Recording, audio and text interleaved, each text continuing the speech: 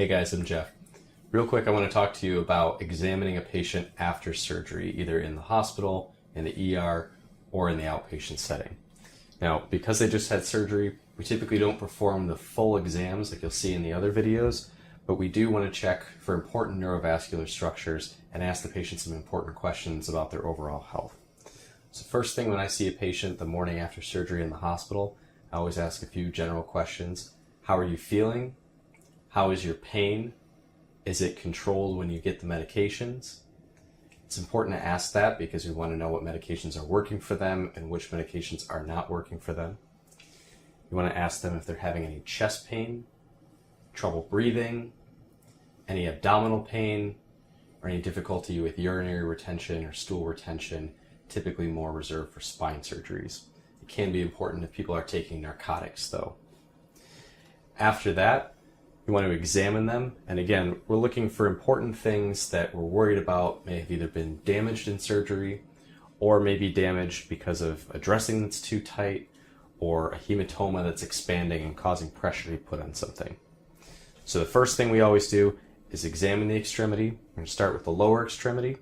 If they had surgery on the ankle, you typically don't need to look too much further up than that, but even still, it's always important to check the compartments by squeezing posterior, lateral, and anterior compartments, making sure that they're nice and soft and the patient isn't jumping off the table. If you're pushing too close to the incision, it's hard to tell whether or not the pain is from that or it's from compartment syndrome, so try more proximally and see if the pain is still there. Next, you want to check their nerves. So in the foot, there are 5 distal nerves that we're going to check. The first one is the superficial peroneal. It comes along the side and innervates the top of the foot. Ask them if they can feel. Second is the deep peroneal. That's the first web space right here. On the sides of the foot, we've got the sural on the lateral border and the saphenous that runs along with the great saphenous vein on the medial border. And then on the bottom, we have the tibial nerve, which subdivides into a couple different branches, but for our purposes, we're just going to call that tibial. Okay. Next, you want to check motor function.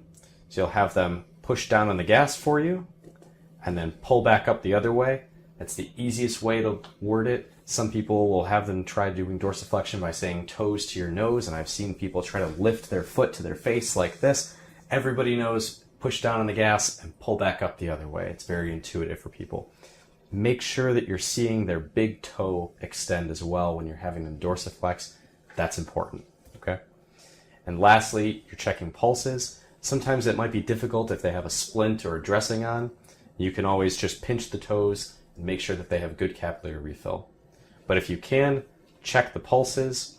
The dorsalis pedis pulse will be off the tibialis anterior on the top of the foot, right there.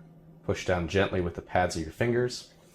And the posterior tibial pulse, I'm going to show on this foot, is on the medial border, just behind the medial malleolus.